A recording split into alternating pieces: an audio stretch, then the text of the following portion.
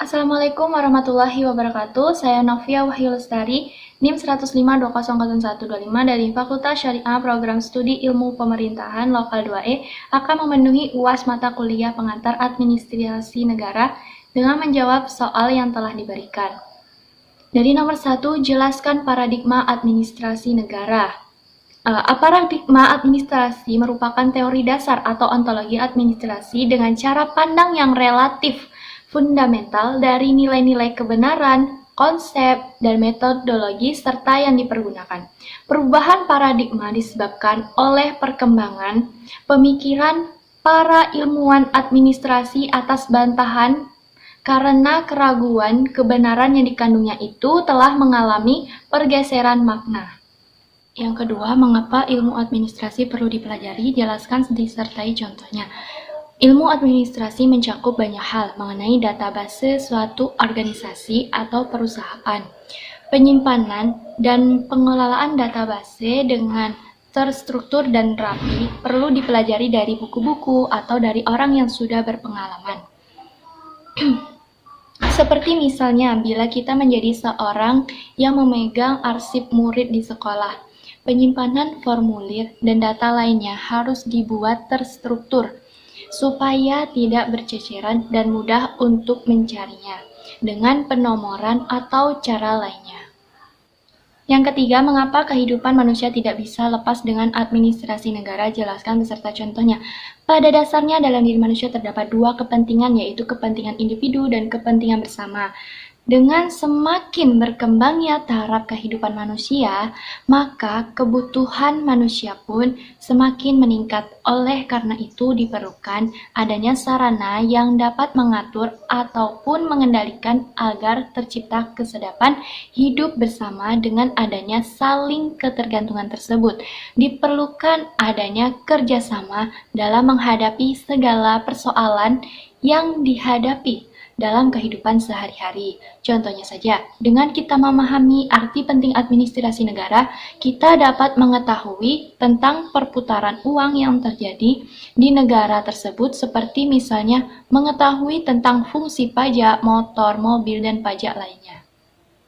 Yang keempat, jelaskan hubungan administrasi negara dengan ilmu sosial, bagaimana dampak perkembangan teknologi terhadap administrasi, serta jelaskan bagaimana contohnya. Hubungan administrasi dengan sosiologi. Hubungan administrasi negara dengan sosiologi dapat dengan mudah dilihat dari kenyataan bahwa administrasi negara selalu berlangsung dalam suatu lingkungan sosial. Menurut para ahli sosiologi yang telah banyak memberikan sumbangan untuk perkembangan teori administrasi melalui studinya tentang perilaku kelompok dalam organisasi.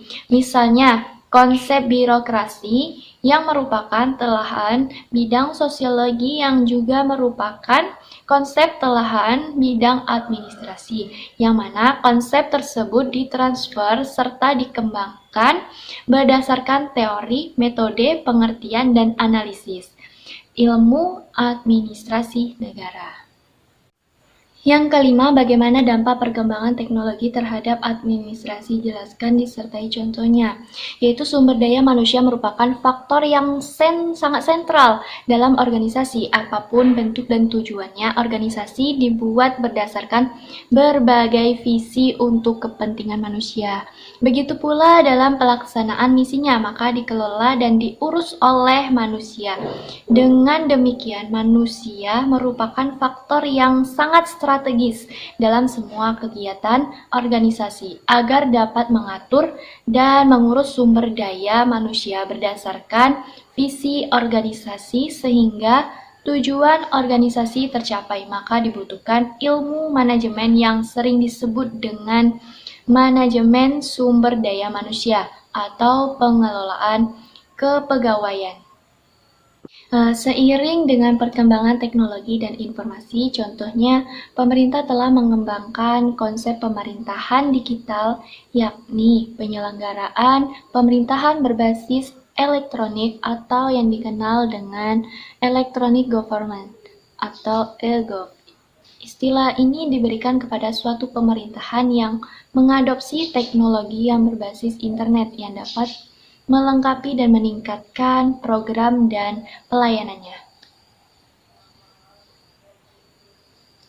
Adapun fungsinya adalah untuk meningkatkan mutu layanan publik dengan melalui pemanfaatan teknologi informasi dan juga komunikasi dalam proses penyelenggaraan pemerintah daerah supaya dapat terbentuk kepemerintahan yang bersih, transparan, dan juga agar dapat menjawab tuntutan perubahan secara efektif.